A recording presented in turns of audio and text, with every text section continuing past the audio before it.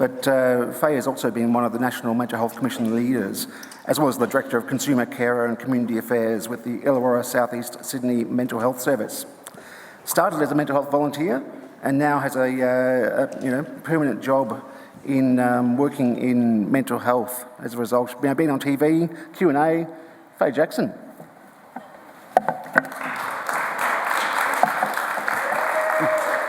Sorry for the garbled introduction.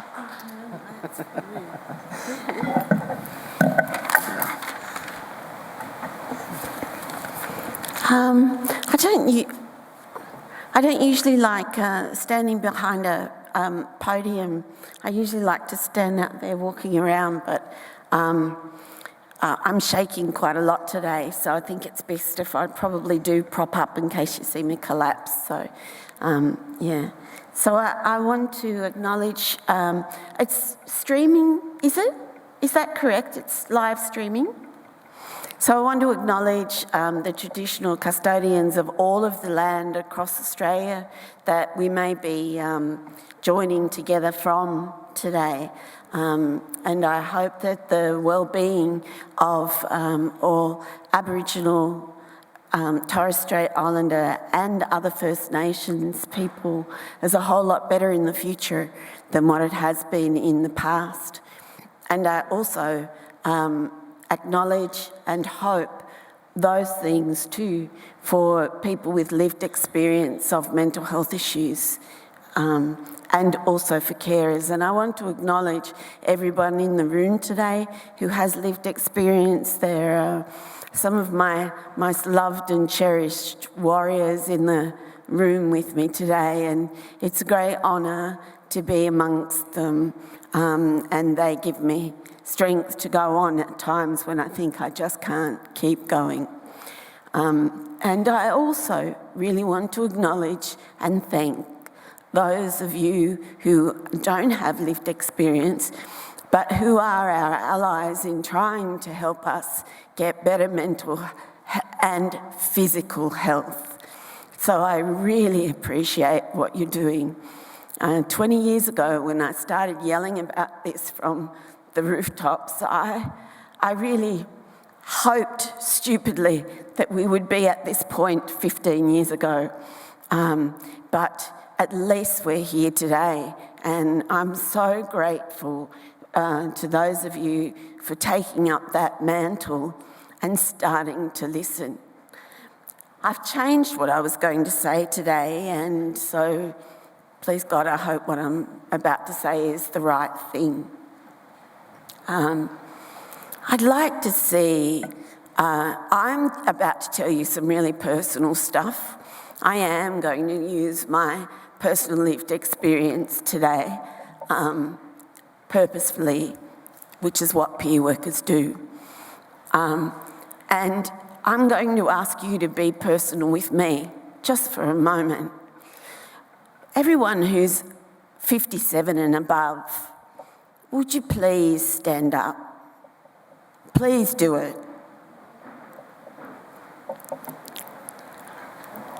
Come on, there's a few of you that are lying.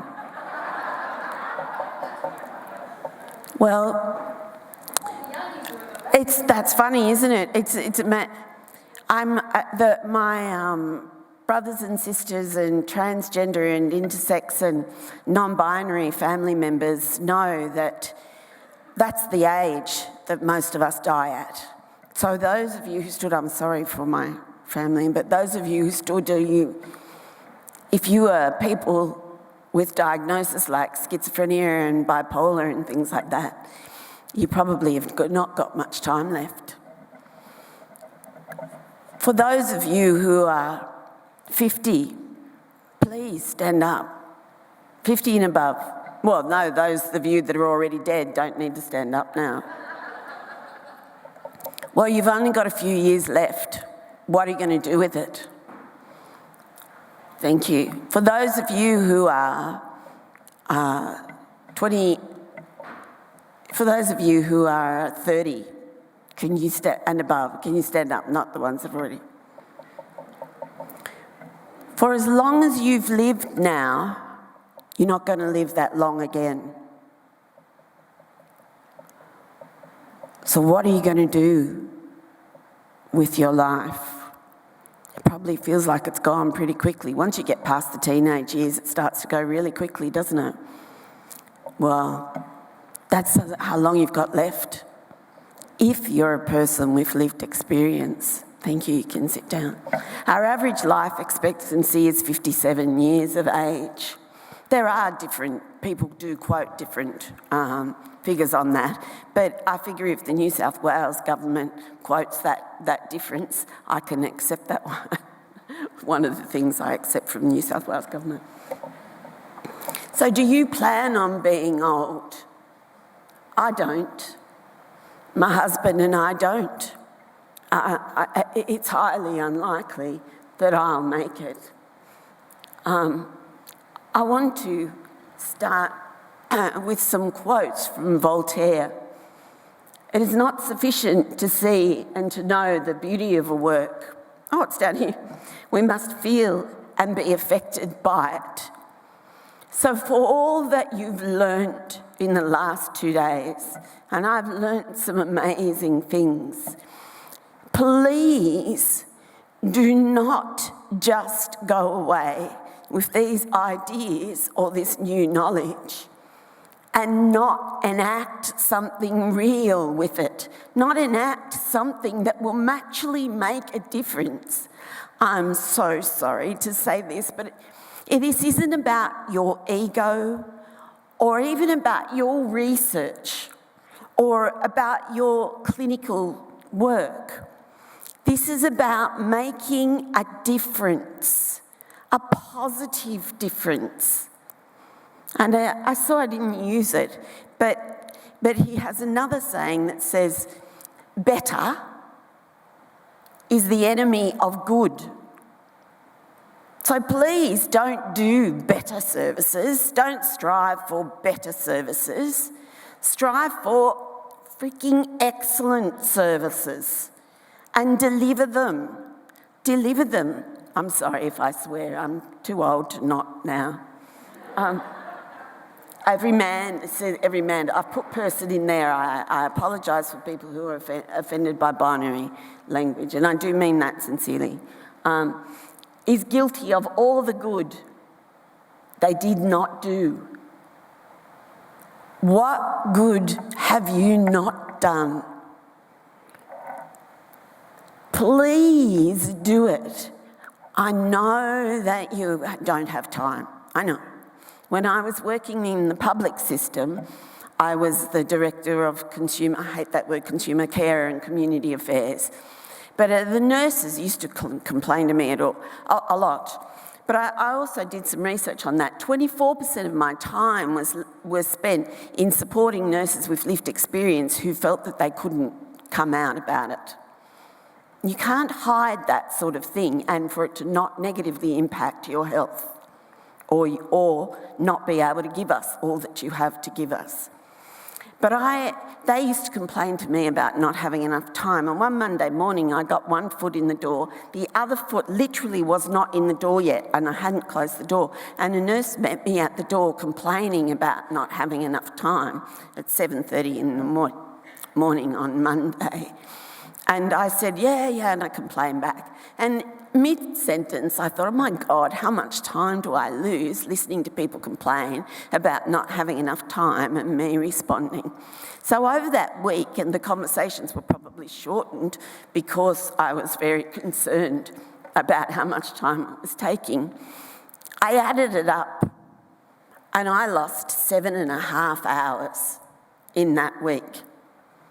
If I wasn't doing 12-hour days, I would say that was a whole day, but I lost 7.5 hours. So every staff member was probably losing that much time. We've got to stop making excuses and do it. Do the action and be really proactive about what you do, because what you do here saves time there. Think about it and do it. So I suppose most of you, many of my community family here may not, but I suppose most of you think about your old age and what you'll do in it. My husband and I don't. We really don't. We talk about his. What is he going to do? What little old woman is he going to be chasing up the street? That kind of thing. But we don't. It's highly unlikely I'm going to get to this, and you'll see why in a minute. I scrubbed out my name because my Medicare card and my medical records are under my married name. So I've scrubbed it out so none of you can go and find me. And I am not on the My Health record. Well, I've tried to get myself off it, but when I went in to say that I didn't want to be on it, there was one already established there. And people have told me that too. A lot of people with bipolar and schizophrenia have told me there was one already established. And we've requested that we be removed from it because we don't feel safe. And I asked my GP about it, and he advised me to not be on it. And he said, Faye, because your physical health is so bad, the overshadowing is so dangerous for you that you really need to not be on it for the sake of overshadowing. And overshadowing is what we deal with so much. I know I'm out of, the days are out of whack. Don't have a freak out about it. I've got it all in order.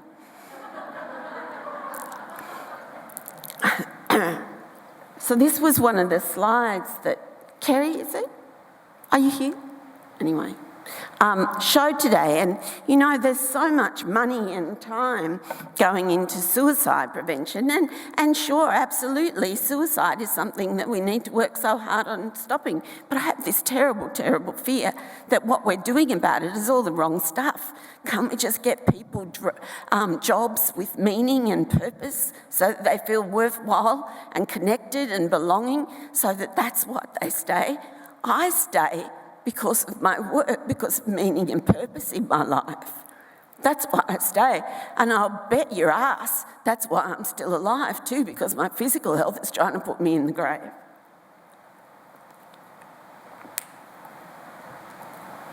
My doctor says, don't ever retire, Faye, you'll be a goner within weeks. So look at that, heart disease, cancer. The heart disease is much bigger than the suicide. Are we dying because there's so much focus going on to suicide prevention and not enough going on to physical health care? So, please stop thinking about this as a consequence of our choices or that we're not interested in our health. I can't tell you how much trouble I've had getting doctors to take my physical health seriously. And I have so many chronic illnesses that it seems like I'm a hypochondriac. I am not. These things are not in my mind. They probably started there though because of trauma. The mind-body connection and the trauma that has probably triggered the beginning of my poor physical health that's in my mind, sure, but the other stuff isn't. Self-medicating, yep, I'd love to start each day with a bowl and gin and tonic, but I don't. But a lot of us do because the medications aren't working. But we really need to focus, and I've seen some of the work today that are so appreciative of people focusing on the amount of physical health that might be triggered or caused by the medications that we're put on. And so many of us are over-medicated. I'll go public about this now. As of last Monday, and watch this space, I'm terrified of what might happen. But of last Monday, I have finished taking lithium after 20 years. And I've done that because my physician has said we have no other way of halting the neurological disability that's happening to you, Faye.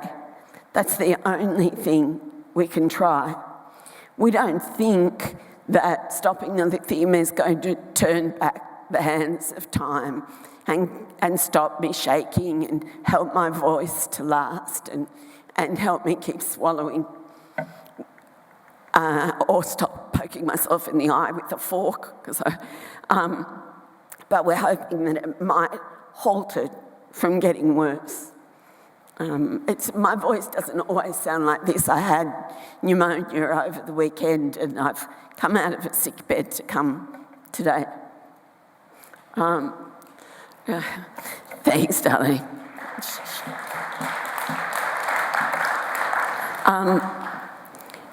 But I think that the basis, the root cause of why we're not getting good physical care is about culture. And just as the root cause of why we have why we're put into seclusion and restraint is about culture, I think that why we're not getting good physical health care is about an underlying culture of discrimination. I stop calling it stigma. It's discrimination. And you all as leaders, I pray to you that you will stop calling it stigma and call it out for what it is. And I really think that's the root cause of why our physical health is so bad. Listen to us. Listen to us when we tell you about our health. Always, always check our physical health. Intergenerational trauma affects our health and our children's health. My daughter is now, my younger daughter is now 35, and it appears she's unable to have things in life that she wanted, and recently she said, I've now given up on the idea, or I'm not wedded to the idea of having children anymore, Mum. And I find that so sad, because that started with my mental health. She had terrible pain in her stomach for days, and I kept taking her to the doctor, and 3 days in a row, or 2 days, the doctor that I saw didn't even examine her and asked me if I was taking my medication. On the third day, I went with her again, and the woman on the front counter wouldn't even let me in to see a doctor with her. She asked me whether I was taking my medication. I rang my husband and said, George, Anna's going to die because I've got mental health issues. You have to do this because they won't listen to me. So he rang a mate of his who was a GP and said, Faye's bringing our daughter in. She thinks she's really unwell. Yes, Faye is quite unwell at the moment, but she knows our children, and Anna is really sick. So I took her in. He took one look at her, gangrenous appendicitis, rushed to hospital. They got us to stand outside of the operating theatre doors because they didn't think she would make it. She took months and months to heal. It was the beginning of her mental health issues. She was out of school and one thing another. And she's had several operations since then because of hernias and things that have gone on. And she may not be able to have children. Intergenerational trauma and intergenerational physical ill health. Please see our lives as a whole and our families as one, and ensure that my children and my grandchildren do not suffer because of my mental health issues. So when I'm saying my, it's the collective my, you get it, right? So I am really telling you some private stuff here. I've had bowel cancer a number of times. They thought that I would only live 2 years, but I am a stubborn cow. And so it continues. The yearly, I'm to yearly now. The yearly Pico Prep. Oh God, don't you love it?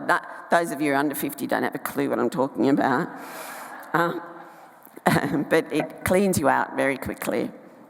And it is very severe, the type that I get.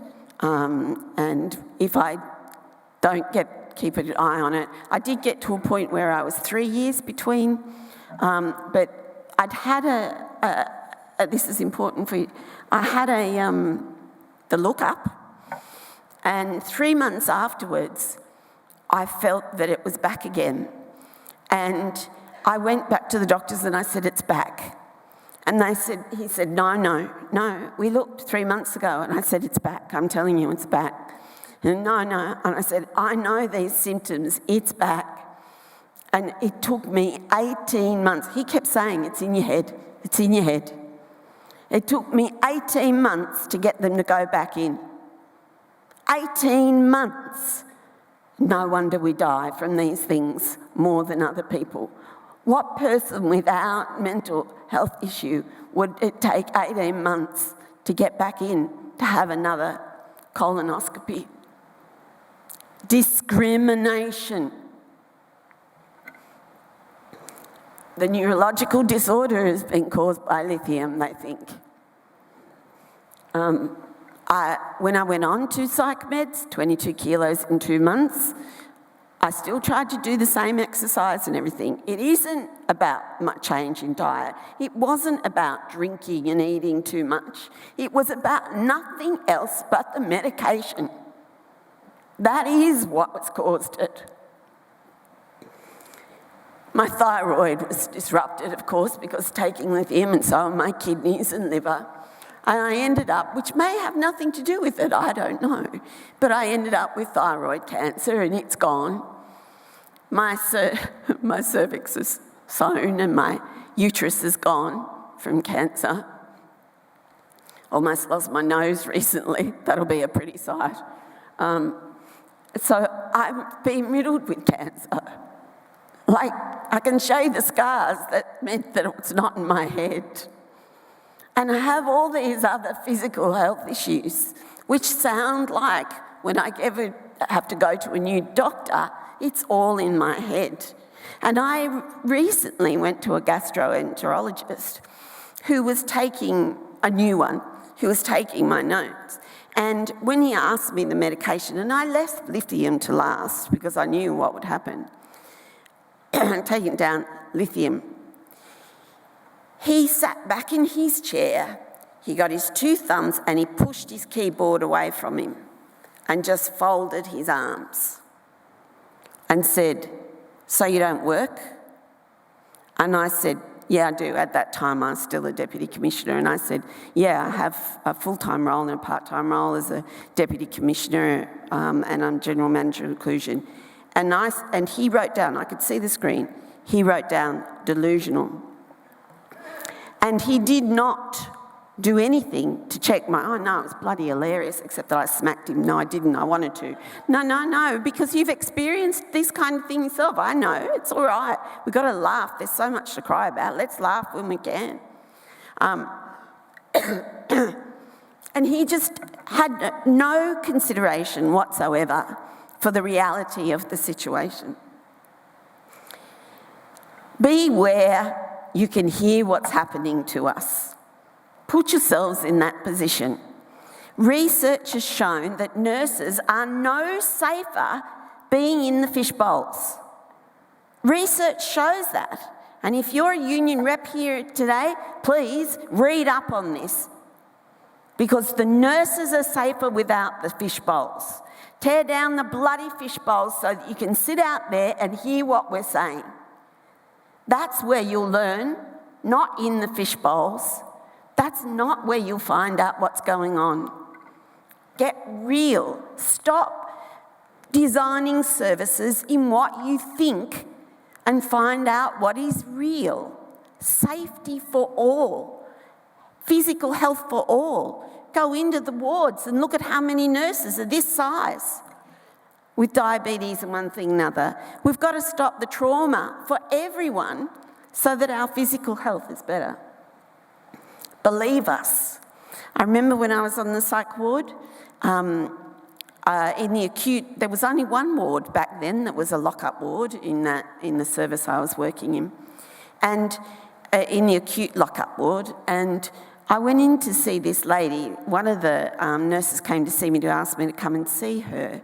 And I went to see her, and this woman, young, I think she's young, it was her first any kind of interaction with mental health. She had quite a lot of hair growth, and she had changed weight a lot. Her hair was falling out. There was a lot of stuff going on.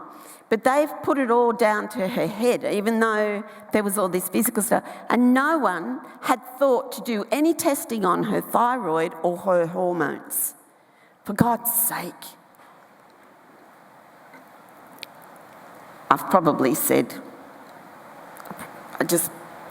I really think that I'd like to see some research about our physical health after we've been secluded and restrained. I've talked about discrimination. All services need to have multidisciplinary service, so including the A&E department. Number of times that I and people that I know and love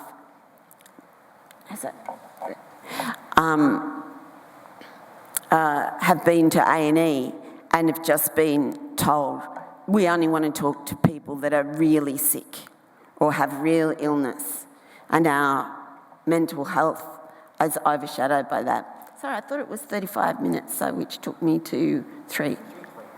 Yeah, so I've got 7 minutes, yeah. Sorry, I'll be finished on time. Co-design, do it properly. Please, don't just talk about doing co-design and just be at consulting rather than empowerment. So I would really encourage you to look up Kath Roper, Flick Gray and Emma Cadigan's work here on co-design. And I've heard that people have been talking about that it's about rights, and it is. So Article 17 of the Convention states that every person with disabilities has a right to respect for his or their physical and mental integrity on an equal basis with others. So when we say there's something wrong with our bodies, listen. Article 25 specifies that persons with disabilities have the right to the enjoyment of the highest attainable standard of health, without discrimination on the basis of disability. For all of you who care, and I know all of you who are here care, otherwise you wouldn't be here today. So I really appreciate that. Can you please learn about these and use them, tout them?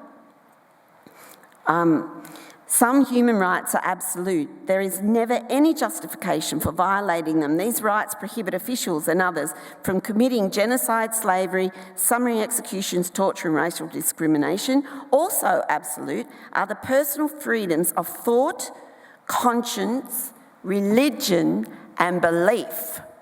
How often are we treated against our will because of our thoughts, our conscience, and our beliefs? Stop over-medicalising our thoughts and our beliefs. And please stop over-medicating. I've been on a lithium for 20 years, and I was on what was considered to be a sub-therapeutic level, but it's obviously had its effect on me through various ways. So stop over-medicating too, Please look at the Plane Tree model. You can all look this up. I think all services should be operating under the Plane Tree model. Is there anyone here from South South Metropolitan Queensland, Southeast Queensland. The Pine Tree model is fantastic. Now, have you all got these sheets on your... No, you didn't get that. Bugger. I was going to do a really quick... there was somebody Lee, I think, should have... this is called a speed thinking tool, okay? And we had sent them along so that they would all be printed off so that you would get copies of them. Are they down here? Oh, quick. Great, thank you. Now, what I want you to do while these are going out, if lots of people can run and get some of these, please.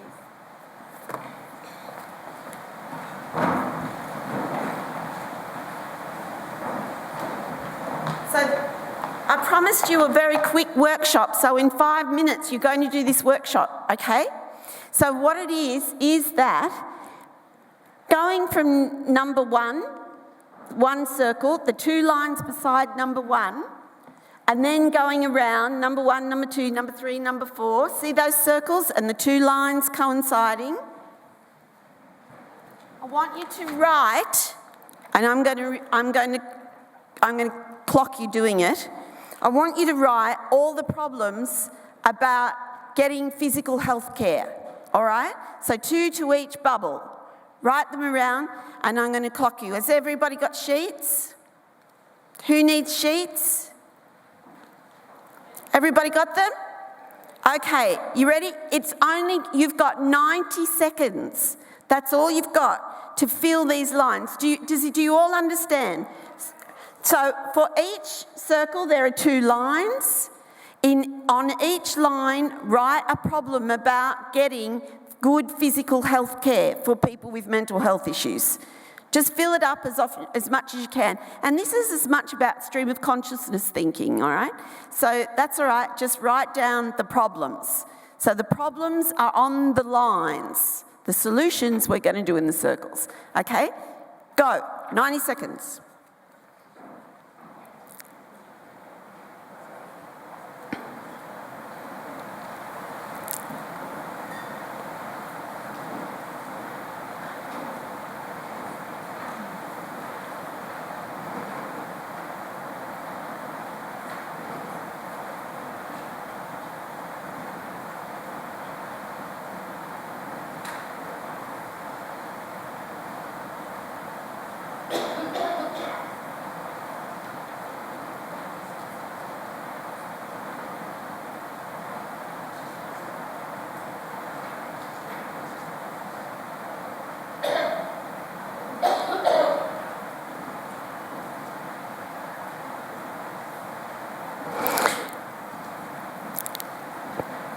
That's only 60 seconds, but I'm going to stop you there, okay? So right, now for another 60 seconds, in the circles, write possible solutions to the correlating lines, okay? So you've got problems here, write possible solutions. It might be something you heard of today. In the circles, round you go, 60 seconds. Go.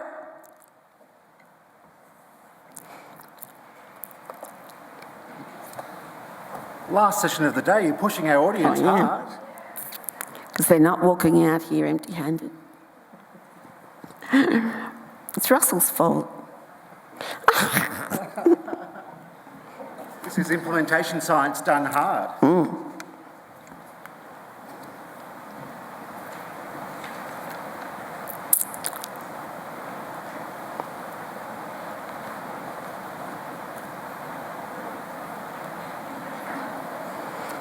Okay, for another 60 seconds, I want you to combine one of your solutions with a colleague beside you. Put them together. So, you know, if you've got swimming and you've got exercise and you combine them and you'll end up with aqua aerobics. Do you get it? Okay, so if there's 3 of you to a table, do it between the 3 of you. 60 seconds. No talking. You're under pressure. Go. Sorry, 2 minutes late would be. That's fine. Sorry. No problems at all. Everyone needs a bit of a wake up. I didn't mean to seem like I was hassling you. Just, I often, my time actually, where you've got the most vital voice. You've got the most vital voice. and so I tend to be. No, not at all. You've got the most vital voice. Nothing to apologise for. 60 seconds.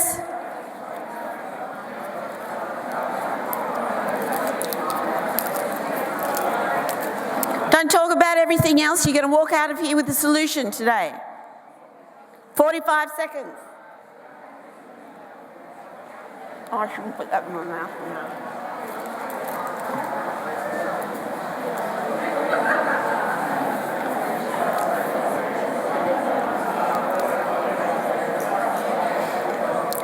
Seconds.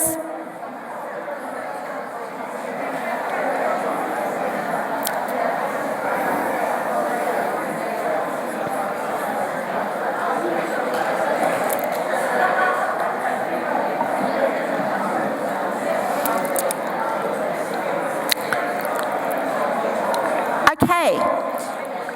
Up on the top of the paper there are 3 lines. 1, 2, 3. Write down those solutions and go and make them happen. Now this I've used as a consultant and as a facilitator. I've done different workshops that have lasted over 2 days, and I've done these speed thinking things in 90 seconds, within 5 minutes.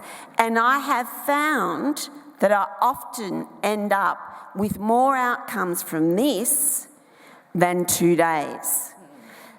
If you say you don't have time, think of a smarter way of doing what you do. Enact what you just came up with. You might be really surprised. But if you didn't come up with anything, try this tool again. If you email me, I'll send it to you. Try this tool again with your team. So there's so much more I wanted to say, but I thank you. My voice is starting to settle down, which is great. I really want to thank you so much for having me. I'm sorry if I offend anybody. It's never my intention to offend. Sometimes our outcomes do offend, but the intention, we need to ask what the intention was. It's not my intention to offend. It is my intention to help you get excited and really engage with this and actually make an excellent difference, not just a better difference. So thank you for having me.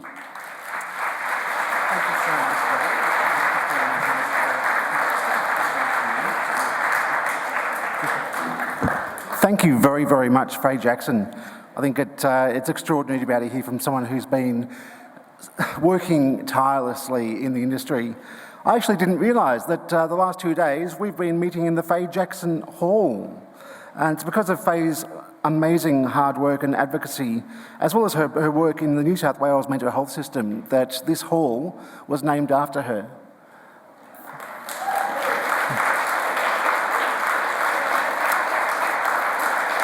One of the reasons New South Wales Health sponsored this event was due to Faye Jackson's work.